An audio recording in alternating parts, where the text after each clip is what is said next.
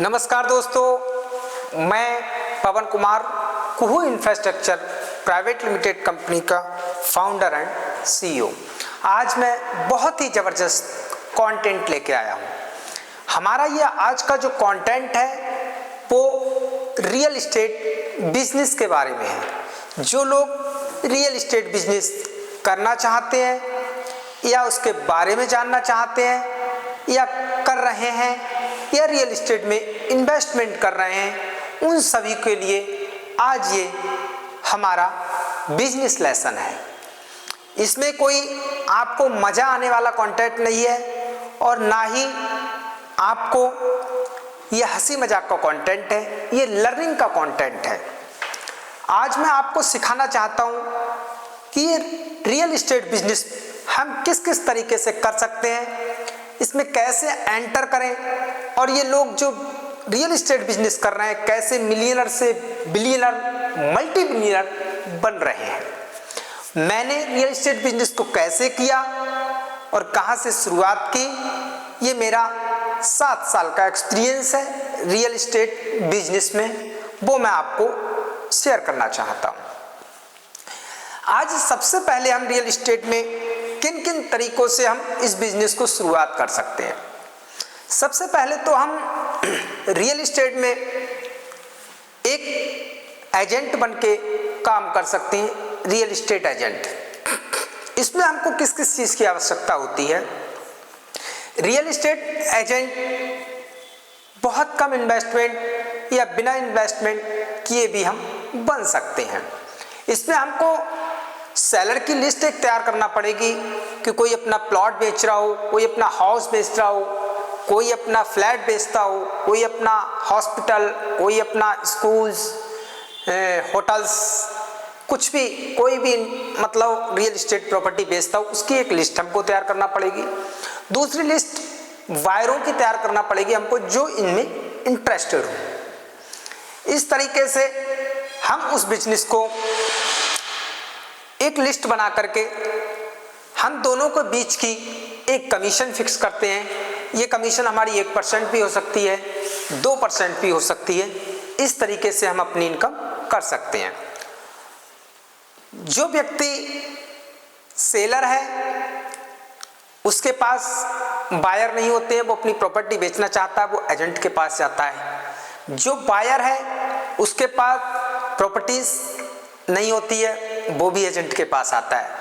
हम दोनों के बीच को एक पार्ट बन के दोनों को मिला करके और प्रॉपर्टी सेल करके हम पैसा कमा सकते हैं। ये तो हमारा एक ब्रोकर बन के, एजेंट बन के हम काम कर सकते हैं। दूसरा होता है हम बिल्डर्स बन के काम कर सकते हैं।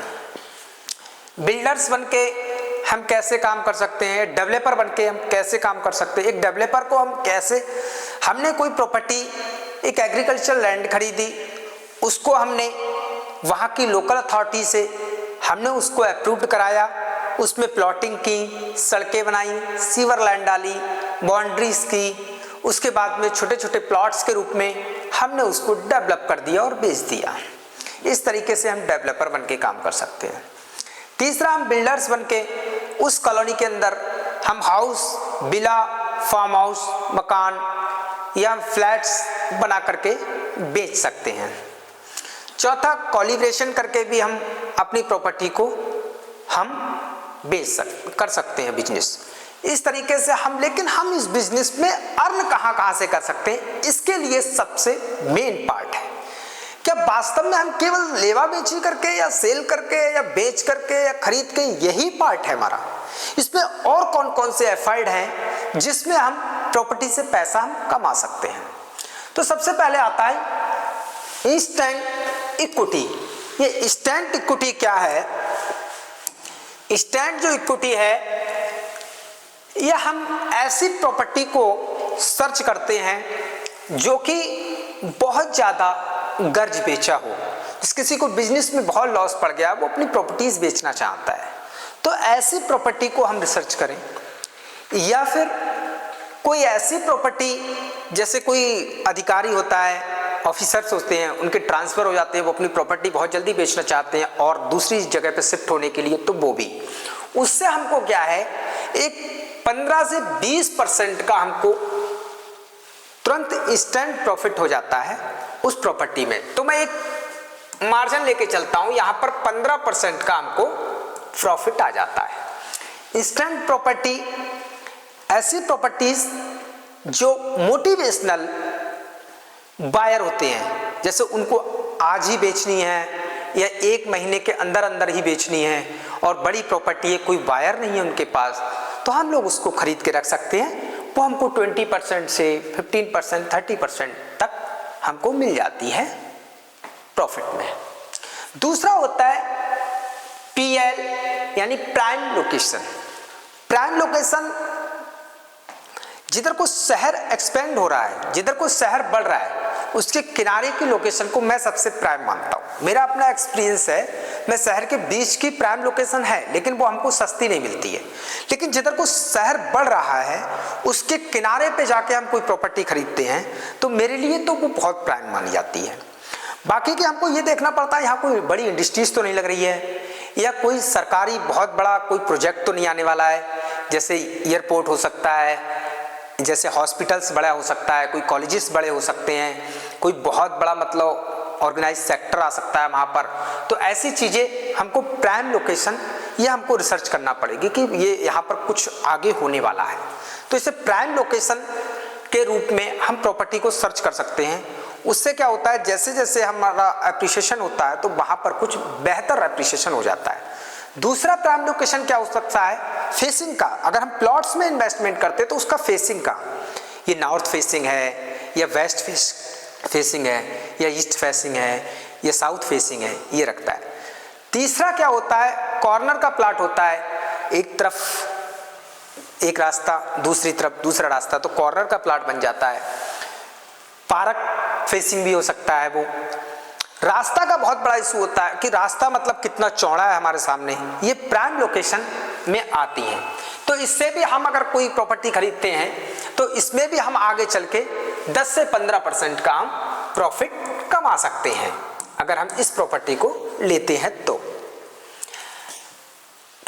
ऐसे ही हम फोर्स एप्रिसिएशन ये विशिष्ट रूप से डेवलपर के लिए होती है, लेकिन हाँ फिर भी मैं इन्वेस्टर के लिए भी थोड़ा समझा सकता हूं। वो कैसे,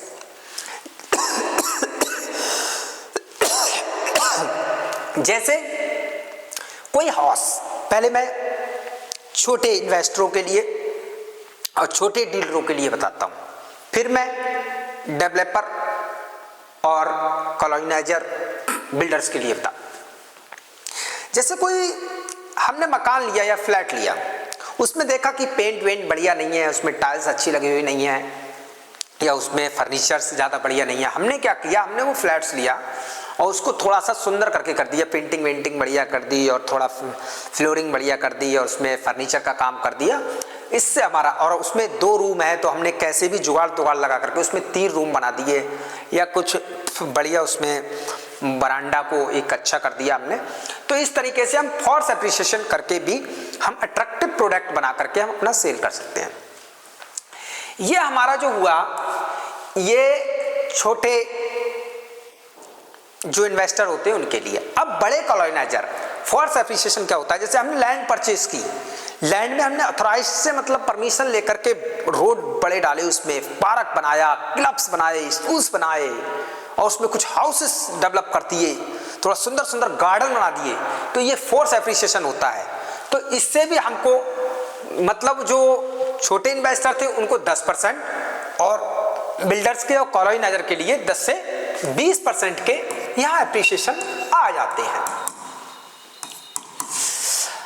इस तरीके से फोर्स एप्रिसिएशन में हमको चारों तरफ से बाउंड्री कर दी, थोड़ी सिक्योरिटी गार्ड लगा दी, गेट अच्छा करके कर दिया। इस तरीके से हम फोर्स एप्रिसिएशन से हम 10 से 20% कमा देते हैं। तीसरा क्या होता है, एप्रिसिएशन। एप्रिसिएशन क्या होता है, जैसे आज मैंने प्रॉपर्टी कोई खरीदी, प्रॉपर्टी आज जैसे 1 CR की थी वो, अब धीरे धीरे करके क्या हुआ, वो प्रॉपर्टी 1 साल हो गए, 2 साल हो गए, तो उसमें हमको डेवलप करते हुए समय लग गया, तो वो एप्रिसिएशन जो प्रॉपर्टी का हो रहा है वो 10 से 15% हो जाता है। तो 10 से 15% जो सरकारी आंकड़ों के हिसाब से कई कई शहरों में तो 20% 30% भी आ जाता है, लेकिन मैं एवरेजन 15% इसमें एप्रिसिएशन के रूप में लेके चलता हूं। ये हमारा हो गया एप्रिसिएशन। ये एप्रिसिएशन एवरेजन मैं लेके चल रहा हूं 10 से 15%। वैसे तो ये 20% भी हो जाता है कि कभी 8% भी रह जाता है, कभी 30% भी हो जाता है, लेकिन एवरेजन हर चीज का एक एवरेज लेके चल रहा हूं। अब आता है लेवरेज। ये सबसे मेन पॉइंट है। इस पॉइंट को थोड़ा समझने की कोशिश कीजिए। लेवरेज क्या है? फिल्डर की सबसे बेस्ट इनकम यहां होती है। यहां पर सबसे ज्यादा पैसा कमा सकता है अगर यहां पर सबसे बड़ा एफर्ट्स लगाने पड़ते हैं। ये क्या है? ये जो लेवरेज होता है, ये जैसे कोई भी लैंड्स मैं परचेस करता हूं, जैसे अभी मैंने मोटा मोटा माना ये 1 CR की 1 CR की अगर मैंने कोई लैंड परचेस की, मैं एक छोटा सा उदाहरण देके चल रहा हूं। हालांकि 1 CR में हम हाउस या थोड़ा प्लॉट लॉट तो खरीद सकते हैं, लेकिन बड़ी लैंड नहीं खरीद सकते, लेकिन मैं उसको एक लेके चल रहा हूं। इसका हमने क्या किया, 1 CR की लैंड परचेस की और इसको हमने 10% बयाना दे दिया, मतलब एडवांस दे दिया इसको 10% एडवांस। 10% एडवांस दिया हमने। इसमें क्या हुआ, हमको 90% का लेवरेज मिल गया। इसमें 90% का जो हमको लेवरेज मिल गया, इसको हमको अब इसको समझने की कोशिश करना थोड़ा। जो 10% एडवांस दिया और हमको 1 साल का भी समय मिल जाता है, कोई कोई प्रॉपर्टी 2 साल का भी 2 ईयर का भी समय मिल जाता है, 1 से 2 साल का भी समय मिल जाता है। और मतलब कि इसको समझने की बात यह है कि हमारा जो एप्रिसिएशन है वो हमारा, हमने पेमेंट तो लगाया 10% और एप्रिसिएशन आएगा हमारा 90% पे। हमारा जो पेमेंट तो लगा 10% का, फोर्स एप्रिसिएशन आएगा हमारा 90% पे। हाँ, ये थोड़ी रिस्क तो है, मैं मान सकता हूं, लेकिन हाँ अगर थोड़ा सूझ बुझाव से किया जाए काम तो ये जो है हम इसको मिनिमाइज कर सकते हैं। इसको हम थोड़ा सा रिस्क को मिनिमाइज कर सकते हैं। अगर रियल एस्टेट का जो पार्ट है इसको सीख करके हम रिस्क बहुत मिनिमम कर सकते हैं। ये इस लेवरेज को लेने के लिए अब हमको अपने एफर्ट यहां पर लगाना पड़ेंगे। कोई बिल्डर्स होता है 20% बयाना दे करके, कोई होता है 10% बयाना दे करके। इसको हम 2 साल का भी समय ले सकते हैं। अगर हमने 2 ईयर का समय ले लिया तो हमने क्या किया इसको, अब हमने इसको क्या किया 2 ईयर को, यहां से हमने प्लॉट्स निकाले इसमें। अब मान लिया मैं 3 एकड़ की लैंड लेके चलता हूं, अगर इसमें 3000 यार्ड निकलते हैं 1 एकड़ में, तो इसको मैं इंटू 3 एकड़ से लेके चलता हूं तो ये आती है हमारी 9000 यार्ड, मतलब 9000 यार्ड बाई EAR, 9000 यार्ड आती है हमारी जो प्रॉपर्टी निकल के। अब जो 9000 यार्ड जो हमारी प्रॉपर्टी निकल के आई,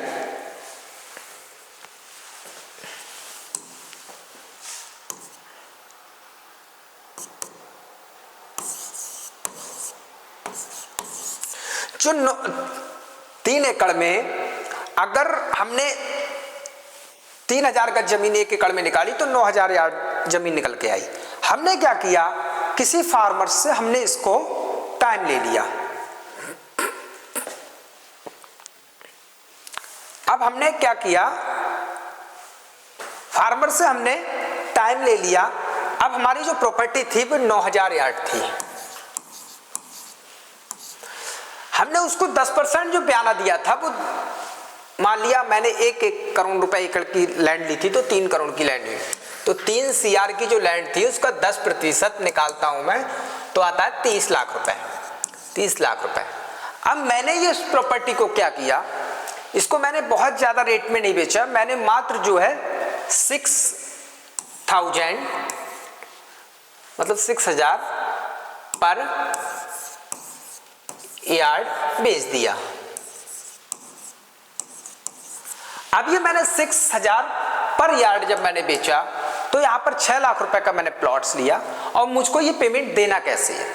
अब मुझे 3 CR ये देना है उसको। अब इसको मैं डिवाइडेशन करता हूँ। ये 3 CR को मैंने हर 6 मंथ की किस्तों में देना है। अब हर 6 मंथ की किस्तों में देना है तो फर्स्ट 6 माह, फिर सेकंड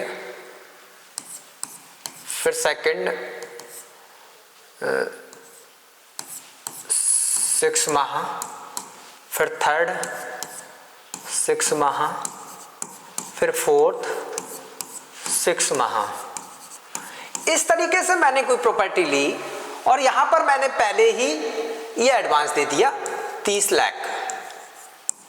30 लाख मैंने एडवांस दे दिया, तो मेरी प्रॉपर्टी जो बची 3 CR में से 2.70 CR। अब इसको मैंने 4 भाग में डिवाइड कर दिया। तो पहले माह में मैंने दिए 90 लाख, दूसरे में 90 लाख, तीसरे में 90 लाख, चौथे में 90 लाख। यहां से मैंने प्रॉपर्टी का ये फॉर्म पूरा तैयार कर लिया। अब यहां से मैंने क्या किया, ये प्रॉपर्टी मेरी 9000 यार्ड निकलती है। अब इसमें से कुछ खर्चे भी होंगे, तो मैं मान के चलता हूं 3 एकड़ जमीन में हमारे जो है लगभग अगर मैं मान के चलता हूं तो 1 CR जो है डेवलप में खर्चा हो गया। जो हमने डेवलप किया, अगर हमने इसमें कुछ खर्चे लगाए, जो खर्चा हमारे ऐड हुए जो, वो हमारा 1 CR ऐड हो गया। मतलब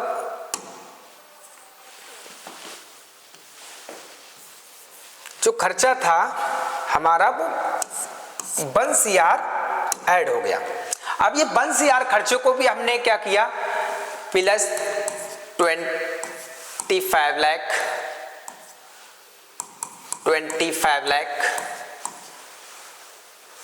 25 लाख, क्योंकि हम एक साथ तो डेवलप करेंगे नहीं, जैसे जैसे हमारा प्रोजेक्ट आगे बढ़ेगा वैसे वैसे। तो हम मानते हैं यहाँ पर हमारा लगभग जो आता है 1.15 आ जाता है, निकाल करके 15 CR ये इंस्टॉलमेंट में डिवाइड हो गया। अब हमने यहाँ पर क्या किया है, इस 1.15 को निकालने के लिए मैंने क्या किया, यहाँ पर इसको हमने कैलकुलेशन कर लिया। 1.15 को अगर हम इसको करते हैं तो लगभग बैठता है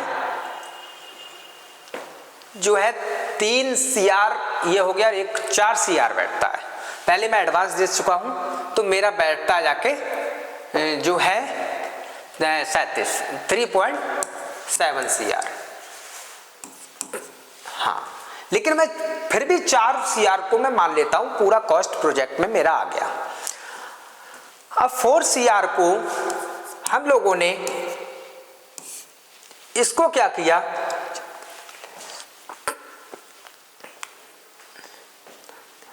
अब हमने क्या किया, यहां पर हमने सेलिंग शुरू कर दी। पहला हमने 6 CR मतलब 6 CR पर यार्ड को हमने प्लॉट रखा और हमने 2 ईयर का समय हमको मिला हुआ है। तो हमने इस प्रॉपर्टी को क्या किया, 4 भागों में डिवाइडेशन कर दिया इसका। हमने 4 भागों में इसको डिवाइडेशन किया। हमने पहली जो प्रॉपर्टी थी वो हमने क्या किया, 2000 गज को लिया। 2000 गज हमने भी अपनी जो है यार्ड 2000 यार्ड हमने क्या किया, 2000 यार्ड हमने इसको एक प्रकार से इंस्टेंट प्रॉपर्टी के रूप में रख दिया और इसको मात्र हमने 6000 रुपए गज में निकाल दिया। अब हमारा क्या हुआ, सबसे पहले बायर आना शुरू हो गए। हमने 2000 गज जमीन जब बेची 6000 के रेट में फर्स्ट 6 मंथ के लिए, तो 6 दूनी 12, 1,20,00,000 रुपए की हमारी व्यवस्था हो गई। हमारी 1,20,00,000 रुपए की, हमारा जो टोटल इन्वेस्टमेंट था पहली वाली किस्त में वो ये था। हमने पहली किस्त का जुगाड़ कर लिया। जैसे ही हमारी 2000 गज लैंड बिक जाती है, इसमें कुछ कमर्शियल पार्ट भी होता है, इसमें कुछ हमारा जो है कॉर्नर भी होते हैं, तो कुछ लैंड हमारी जल्दी बिकती है शुरू की प्रॉपर्टी। लेकिन फिर भी जैसे ही हमारी 2000 यार्ड जो प्रॉपर्टी बिक जाती है, तब हम क्या करते हैं, तब हम 2000 यार्ड जैसे ही हमारी प्रॉपर्टी बिक जाती है, तब हम क्या करते हैं, हम फिर आते हैं जो है दूसरे फेज पे। फिर हम 2000 गज की प्रॉपर्टी को फिर हम कर देते हैं जो है 7000 रुपए गज का रेट। जो पुराने इन्वेस्टर्स थे उनको भी फायदा होने लगे और हमारा भी अपना प्रॉफिट भी आने लगे। अब हमने क्या किया, 7 दूनी 14, हमने जो फॉर्म बनाया था 1.5, 1.5, 1.5 और 1.5, ये हमारा फॉर्म था। पहले में हमने जो बेच करके 5 लाख रुपए कमाया, मात्र 5 लाख कमाया था। दूसरे फॉर्म में हमने क्या किया, 7 दूनी 14, 1.40 CR हमने यहां बेचा, हमें देना कितना था 1.15। यहां पर हमने क्या किया 35 लाख कमा लिया। अब हमने क्या किया, दूसरा जो फेज की जो प्रॉपर्टी थी, सॉरी तीसरे फेज की जो प्रॉपर्टी थी, उसको हमने सीधे 8000 रुपए गज कर दी। अब जो सबसे पहले इन्वेस्टर हमारे साथ जुड़े हुए थे उनको भी फायदा, जो सेकंड फेज में आए उनको भी फायदा और थर्ड में आए उसको। इसमें हमारा अब बिकेगी कैसे, पहले जो लैंड थी वो बिल्कुल फ्लैट थी, कुछ वर्क नहीं था, इसलिए 6000 रुपए गज थी। अब उसमें हमने फोर्स एप्रिसिएशन कर दिया, फिर एप्रिसिएशन भी आया, फोर्स एप्रिसिएशन भी आया, फिर हम स्टैंड भी नहीं रहे, मतलब गर्ज बेचू भी नहीं रहे। इस तरीके से हमने 8000 रुपए गज का कर दिया रेट, 8 दूनी 16। यहां पर आता है हमारा निकल के रेट ये। अब हम पहुंच गए तीसरी किस्त पे। अब तीसरी किस्त में हमारा क्या होता है, इसमें आ जाता है हमारा 45 लाख का प्रॉफिट, सॉरी इसमें आ जाता है हमारा 45 लाख का प्रॉफिट। अब हम आते हैं चौथे पे। फिर हम यहां पर क्या करेंगे, 2000 गज को हमारा जो समय भी नजदीक आ रहा है, हमारे पास ये एक प्रकार से हमारे जो कैश फ्लो भी बन रहा है, ये हमारा कैश फ्लो भी हो रहा है। जैसे 5 और 35 40 और 45 85 हमारी लगभग यहाँ की भी किस्त भी तैयार हो गई। लेकिन फिर भी मैं 9000 रुपए गज यहाँ के रेट कर दूंगा, और ये अगर प्रॉपर्टी नहीं भी बिकती है तो कोई हमारे पास कैश फ्लो भी पड़ा है, हमारा ये कैश फ्लो भी हो रहा है। तो हमने 9 दूनी 18, 180 की यहाँ से व्यवस्था हमारी हो जाती है। अब 180 की जो व्यवस्था होती है, इसमें से जो हमारा निकल के आता है वो हमारा निकल के आता है 65 लाख। अब जो 65 लाख रुपए निकल के आया, मेरा 30 लाख रुपए ये एडवांस था, 30 लाख एडवांस था, मतलब मैंने जो है बयाना दे रखा था।